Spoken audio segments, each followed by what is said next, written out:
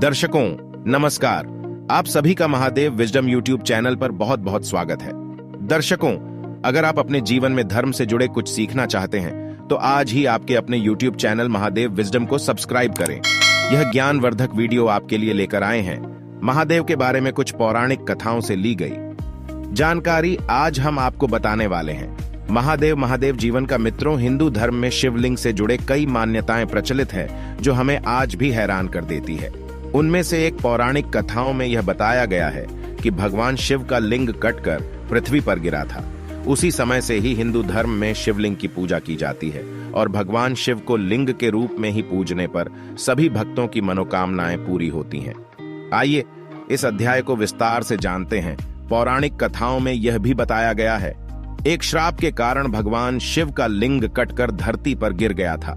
तब से भगवान शिव को शिवलिंग के रूप में पूजा जाने लगा। शिव का लिंग जहां कटकर गिरा था उस जगह का नाम जागेश्वर धाम कहलाता है।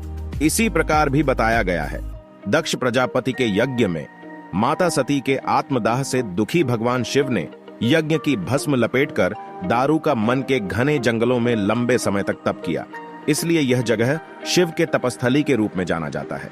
इसी जंगल में वशिष्ठ आदि सब तथा ऋषि अपनी पत्नी और सहित कुटिया बनाकर तप किया करते थे। एक बार भगवान शिव दिगंबर अवस्था में ध्यान में लीन थे। एक दिन सब ऋषियों के पत्नियां जंगल में कंदमूल, फल एवं लकड़ियां आदि के लिए गई थीं, तो उन सब की नजर दिगंबर अवस्था में लीन भगवान शिव पर पड़ी। भगवान शिव के शुद्ध शरीर को देखकर ऋषियों के पत्नियां भगवान शंकर पर मोहित हो गईं। भगवान शंकर अपने तपस्या में रंग थे, उन्होंने उनकी ओर ध्यान नहीं दिया। फिर ऋषियों के पत्नियां काम स्वरूप में अंधी होकर वहीं मूर्छित होकर गिर गई। जब वे सब पूरी रात अपनी कुटिया में वापस नहीं आई, तब सुबह उन्हें सभी ऋषियों ढूंढने निकले। तब सभी ऋषियों ने देखा भगवान शिव अपनी तपस्या में लीन हैं और उनकी पत्नी और मूर्छित पड़ी है। तो ऋषियों को लगा कि भगवान शिव ने उनके पतियों के साथ संबंध बनाया है।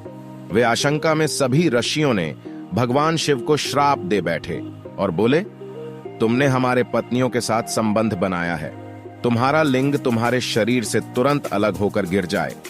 भगवान शिव ने नेत्र खोलते हुए बोले कि आप लोगों ने हमें संदेहजनक परिस्थितियों में देखकर अज्ञानता के कारण ऐसा किया है, इसलिए मैं श्राप का विरोध नहीं करूंगा। मेरा लिंग गिरकर इस स्थान पर स्थापित हो जाएगा। तुम सभी ऋषियों तारों के साथ अनंत काल तक लटके रहोगे।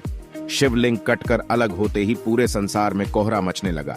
रामदेव ने संसार को इसके प्रकोप से बचाने के लिए शिष्यों को मां पार्वती की उपासना करने के लिए कहा। रामदेव जानते थे शिव के इस पेज को मां पार्वती ही धारण कर सकती है। मां पार्वती की उपासना की पार्वती ने योनि रूप में प्रकट होकर शिव के लिंग को धारण किया। इस प्रकार यह शिवलिंग की स्थापना हो गई। पौराणिक कथाओं में कहा गया है, भगवान शिव जागेश्वर के निकट डंडे ईश्वर में तपस्या कर रहे थे। इस बीच ऋषियों की पत्नियों वहां पहुंची और शिव के दिगंबर रूप पर मोहित हो गई। सब ऋषियों अपनी पत्नियों की खोज में वहां पहुंचे। उन्होंने अपनी पत्नियों को पहचाने पर नाराज हो गया और शिवलिंग पतन का श्राप दे दिया। इससे ब्रह्मांड में उथल पुथल मच गई। बाद में अन्य देवताओं ने शिव को किसी तरह मनाया और जागेश्वर में उसके लिंग की स्थापना की गई। मान्यता है कि तभी से और वहीं से शिवलिंग की पूजा शुरू हो गई। पौराणिक कथाओं के अनुसार शिवलिंग की पूजा जागेश्वर से ही प्रारंभ हुई। मानसरोवर पर निकलने वाले यात्री पहले इस स्थान के अर्चना करके आगे बढ़ते हैं।